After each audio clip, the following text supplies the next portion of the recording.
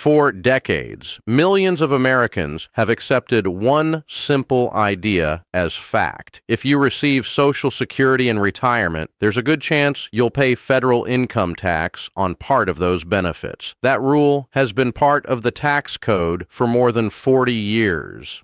And for many retirees, it has become just another unavoidable part of retirement. But this year, headlines across the country started saying something very different.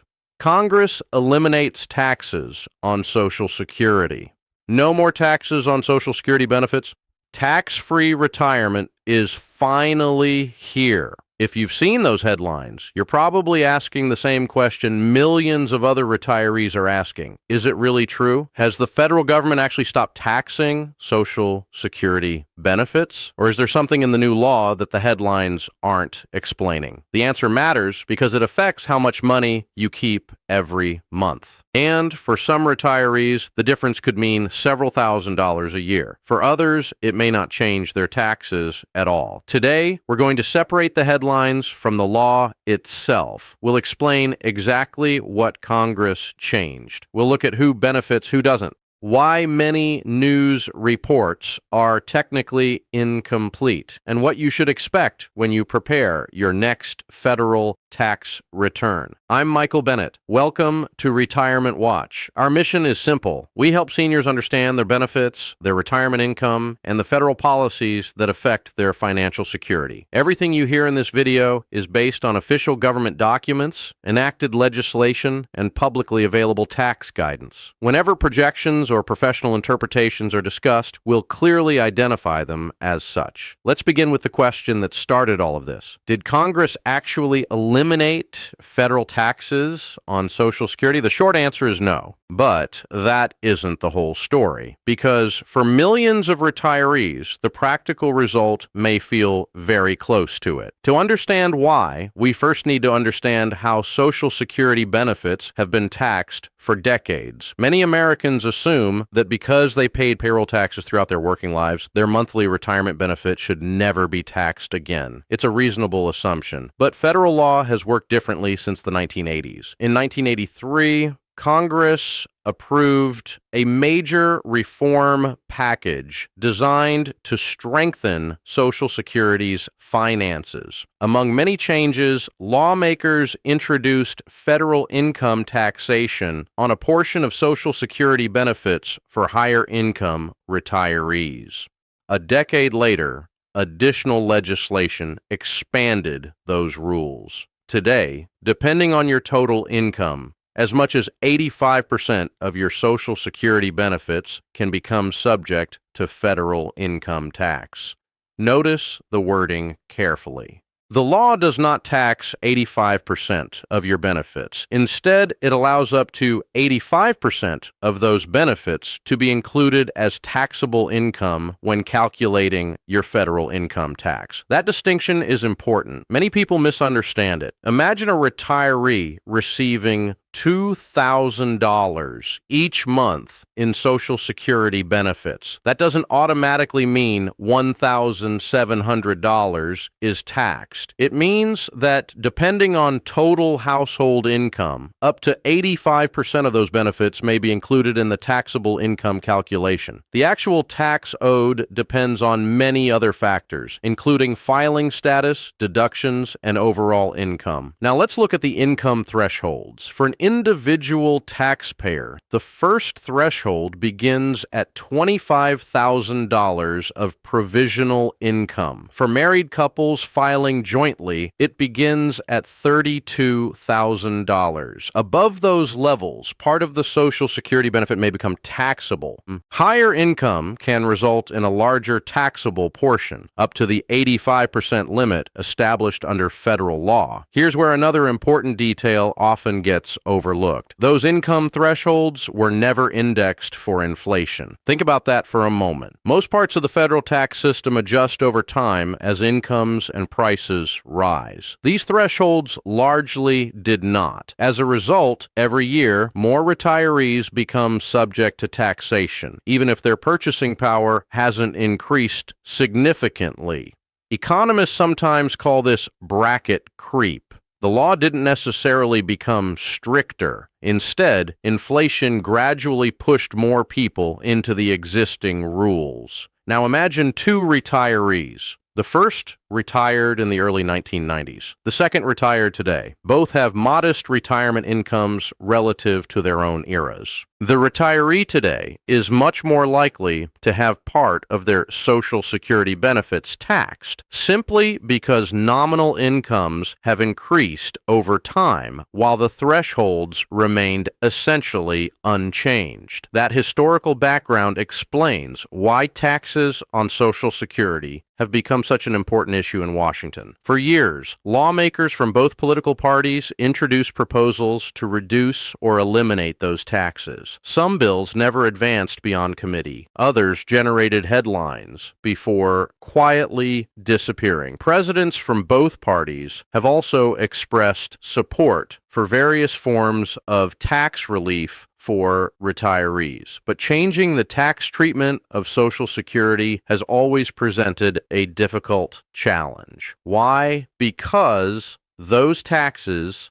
generate revenue. According to government estimates, federal taxation of Social Security benefits contributes billions of dollars each year to the financing of Social Security and Medicare trust funds. Reducing or eliminating that revenue requires Congress to decide how those funds would be replaced. That debate has continued for decades, which brings us to the developments in 2026. This year, Congress passed major tax legislation that includes a new temporary deduction designed specifically for older Americans. Many media reports immediately summarized the law using a simple phrase: Social Security taxes eliminated. That description attracted attention, but it also created confusion. The legislation did not repeal the provisions of the Internal Revenue Code that determine whether Social Security benefits are taxable. Those provisions remain in federal law. Instead, Congress created additional tax deduction available to many taxpayers who are age 65 or older, subject to income limitations and other eligibility requirements. This distinction may sound technical. In reality, it changes everything. Imagine two different ways to reduce someone's taxes. The first method is to remove the tax entirely. The second is to increase deductions so substantially that many taxpayers owe little or no federal income tax, even though the underlying tax rules remain in place. The new legislation largely follows the second approach. That's why two statements can both be true at the same time. The tax on Social Security benefits still exists under federal law, and many retirees may nevertheless pay no federal income tax because of the larger deduction now available to them. Understanding that difference helps explain why headlines alone don't tell the whole story. Now let's make this practical. Picture Linda. She's 70 years old. She's widowed. She receives approximately $24,000 each year in Social Security benefits. She also withdraws a modest amount from a traditional retirement account to help pay for everyday expenses. Under previous tax rules, part of her income could have resulted in a federal tax liability. Under the new deduction, her taxable income may be reduced enough that she owes substantially less federal income tax, or potentially none at all. Now picture David and Susan. They're both retired. Together they receive Social Security, pension income, and sizable withdrawals from retirement investments. Their combined income is considerably higher. The new deduction may still reduce their taxes, but because their income exceeds certain thresholds, the overall benefit may be smaller, and some federal income tax may still apply. The important lesson is this: the new law does not produce the same outcome for every retiree. Income still matters. Filing status still matters. Other retirement income still matters. That's why anyone claiming that nobody pays taxes on Social Security anymore is oversimplifying a much more detailed piece of legislation. So here's what we know so far. Federal taxation of Social Security benefits has not disappeared. The underlying tax rules remain in place. However, Congress has approved additional tax relief that could significantly reduce federal income taxes for millions of older Americans. For some retirees, the practical result may indeed feel like taxes on Social Security have disappeared. For others, the change may be modest. And for higher income households, federal taxation of Social Security benefits may continue much as before. The next question is the one most retirees really care about. Who exactly qualifies for this new tax relief? How much could it actually save? And perhaps most importantly, are there retirees who will receive little or no benefit despite all the headlines? That's exactly where we're going next. Who actually benefits from this new tax relief?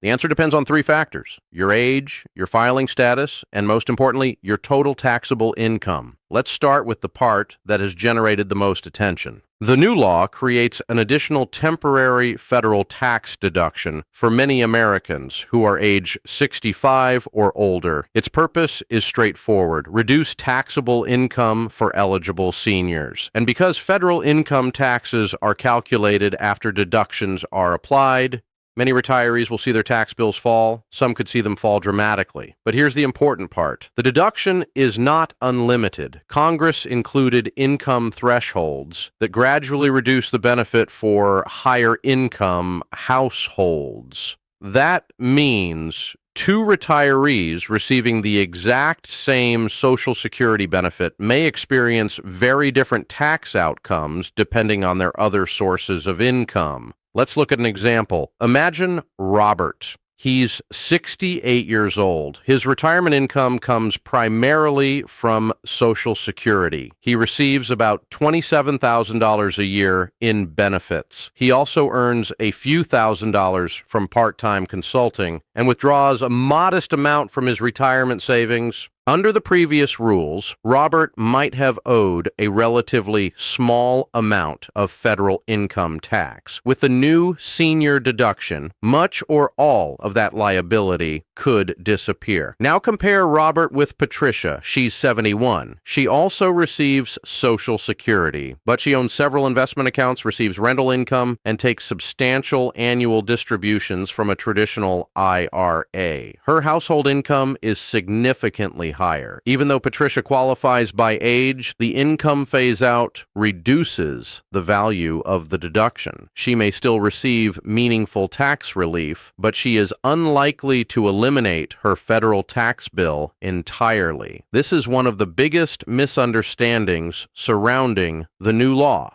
Eligibility based on age does not automatically guarantee the maximum tax benefit. Income still plays a central role. Now let's slow down for a moment. What exactly is a tax deduction? This is where many people confuse deductions with tax credits. A deduction reduces the amount of income that is subject to tax. A tax credit reduces the tax itself. Those are two very different things. Imagine your taxable income is $60,000. If Congress gives you a deduction worth several $1,000s, your taxable income might fall to $54,000. You don't receive that amount as a check. Instead, you pay tax on a smaller amount of income. For many retirees, that's exactly how this legislation provides relief. It lowers taxable income. The amount of actual tax savings depends on each person's financial situation. Now, here's another important detail. The deduction is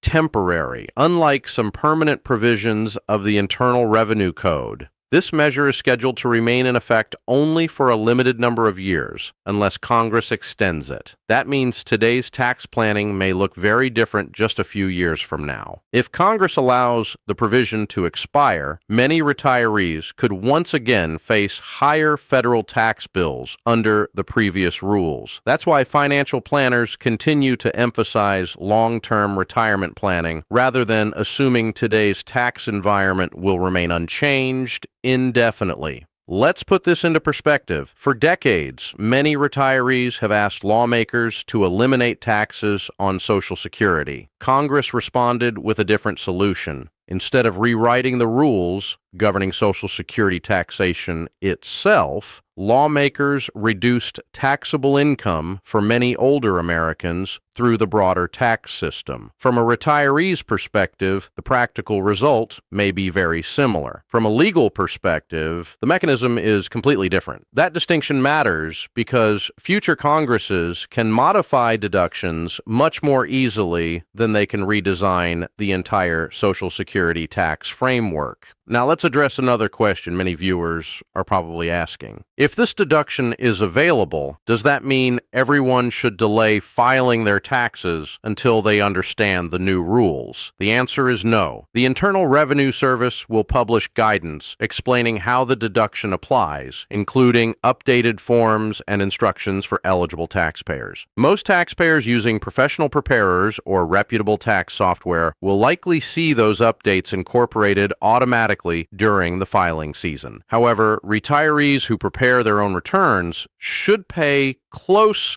attention to official IRS instructions rather than relying solely on news reports or social media summaries. Here's another point worth understanding. Federal taxes are only one part of the picture. Some states tax retirement income, others partially exempt Social Security benefits. Many states don't tax them at all. The new federal deduction does not automatically change state tax law. Your state legislature determines whether retirement benefits are taxable under state law. That's why two retirees living in different states may owe different total taxes, even if they have identical retirement income. Suppose John lives in Florida. Florida has no state income tax. His retirement tax calculation focuses almost entirely on federal law. Now imagine Carol lives in a state with its own income tax system. Even if her federal tax bill falls because of the new deduction, her state tax obligations may remain unchanged unless her state adopts similar legislation. This is another reason the headlines can be misleading. When people hear that taxes have been eliminated, many assume that applies everywhere. In reality, federal and state tax systems operate independently. Now let's compare three typical retirement households. The first household depends almost entirely on Social Security. Their additional income is minimal. Many retirees in this situation already paid little or no federal income tax. The new deduction may not dramatically change their finances because their tax liability was already very small. The second household receives Social Security plus moderate retirement income from pensions or retirement accounts. This group may experience the greatest benefit.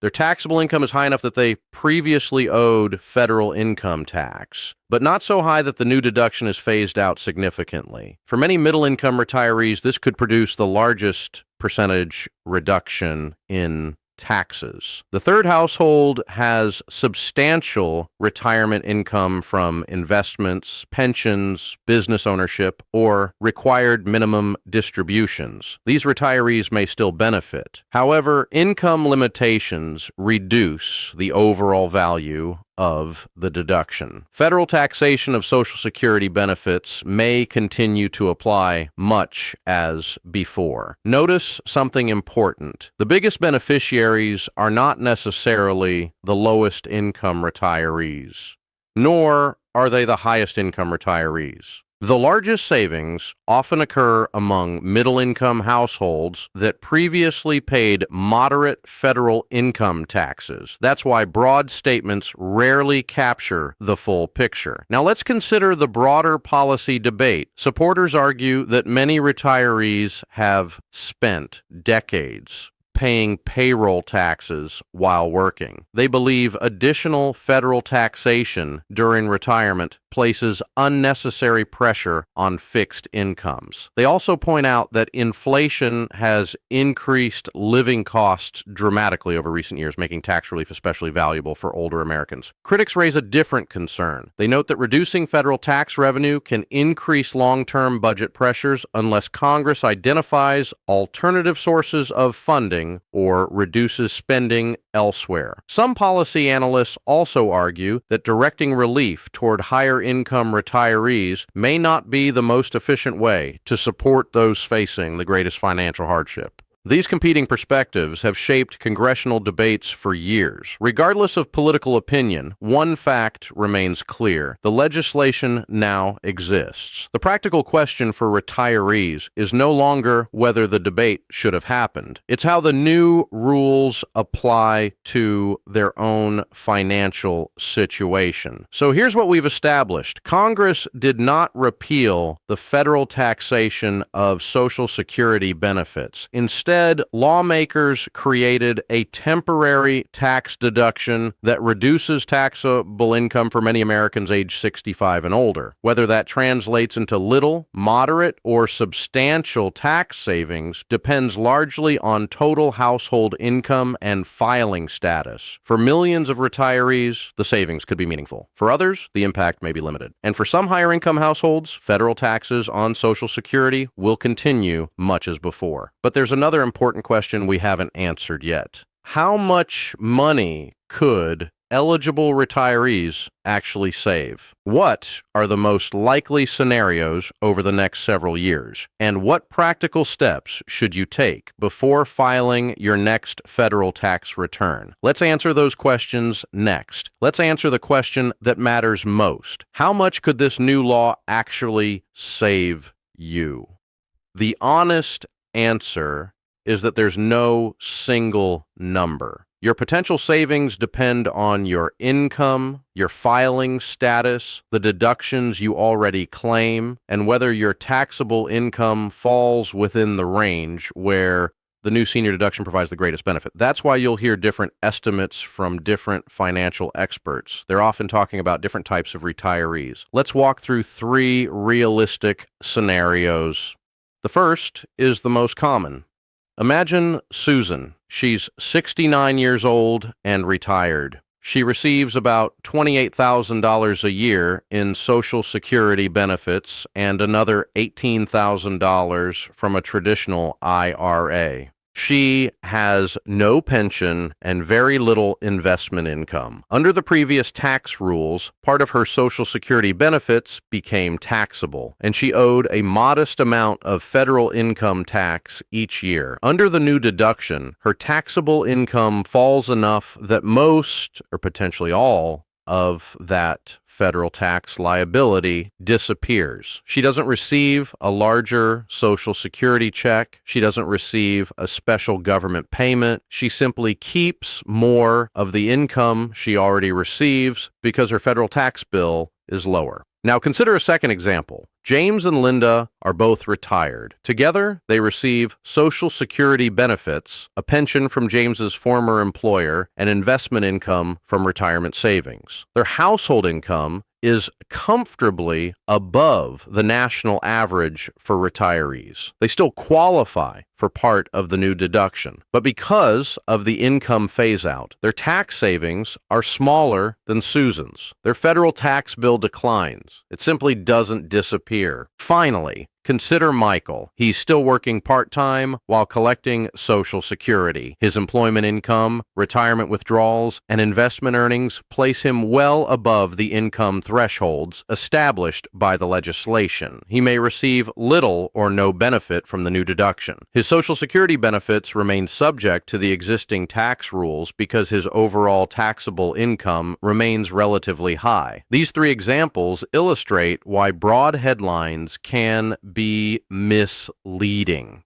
The same law produces very different results depending on each household's financial picture. Now, here's another important question. Will this affect your monthly Social Security payment? The answer is no. Social Security benefits are calculated using the benefit formula established by the Social Security Administration. The new tax deduction does not change your monthly benefit amount. If your monthly payment is $2,300 today, the Social Security Administration won't suddenly increase that payment because of the new law. Instead, Instead, the difference appears when you prepare your federal income tax return. If your taxable income falls because of the new deduction, you may owe less federal income tax or receive a larger refund if too much tax was withheld during the year. That's an important distinction. The Social Security Administration administers retirement benefits. The Internal Revenue Service administers the federal tax system. The legislation affects the tax system. It does not change the benefit formula itself.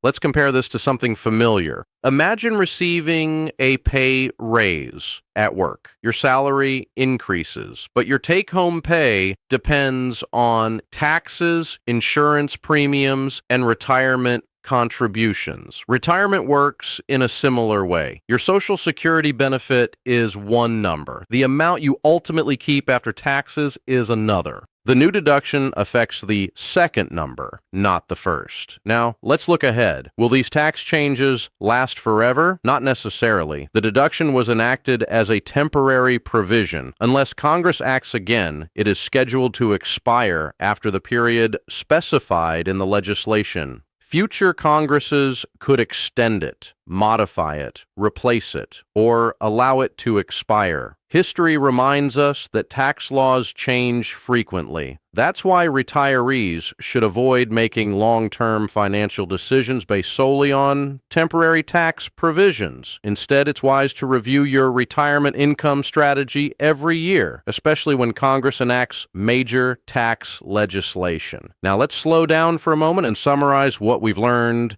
The federal taxation of Social Security benefits has not been repealed. The underlying provisions of the Internal Revenue Code remain in place. What Congress changed is the amount of taxable income many older Americans report by introducing an additional temporary deduction for eligible seniors. For millions of retirees, that deduction could reduce or even eliminate their federal income tax. For others, the benefit will be smaller. And for higher income households, the impact may be limited because of income phase-outs. That's why two people can read the same headline and have completely different experiences when they file their tax returns.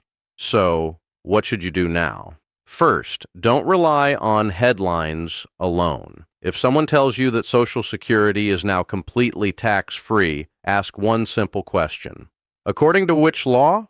Understanding the actual legislation is far more valuable than repeating a simplified headline. Second, review your expected retirement income for the year. Remember, eligibility depends on more than your Social Security benefit. Pensions, IRA withdrawals, employment income, interest, dividends, and other taxable income all influence your final tax calculation. Third, if you work with a tax professional, ask specifically how the new senior deduction applies to your situation. If you prepare your own return, review the official guidance published by the Internal Revenue Service before filing. Official instructions are always more reliable than social media posts or internet rumors. Fourth, keep an eye on future congressional action. Temporary tax provisions often become the subject of future legislative debates. Congress may extend this deduction, modify it, or replace it with a different form of tax relief. Staying informed will help you make better long-term retirement decisions. Finally, remember that taxes are only one part of retirement planning. Your Social Security claiming strategy, Medicare costs, required minimum distributions, investment withdrawals, and inflation all work together. Looking at only one piece of the puzzle can lead to costly decisions. That's exactly why Retirement Watch exists. Our goal isn't simply to report the news. It's to explain what federal policy actually means for your retirement income and your financial security. Before we finish,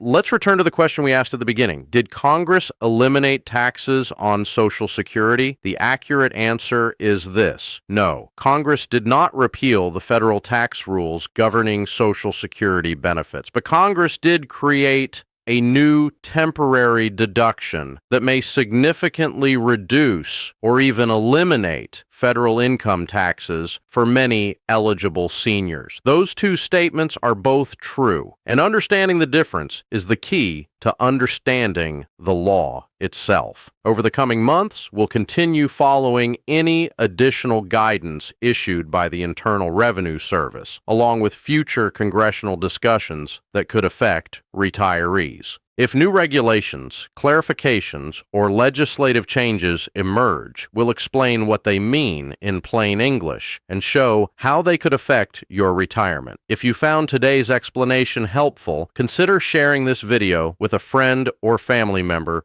who receives Social Security. There's a good chance they've seen the headlines. Now they'll understand what the law actually says. I'm Michael Bennet. Thank you for watching Retirement Watch, helping seniors understand their benefits. And remember, the most important retirement decisions aren't made from headlines. They're made from understanding the facts.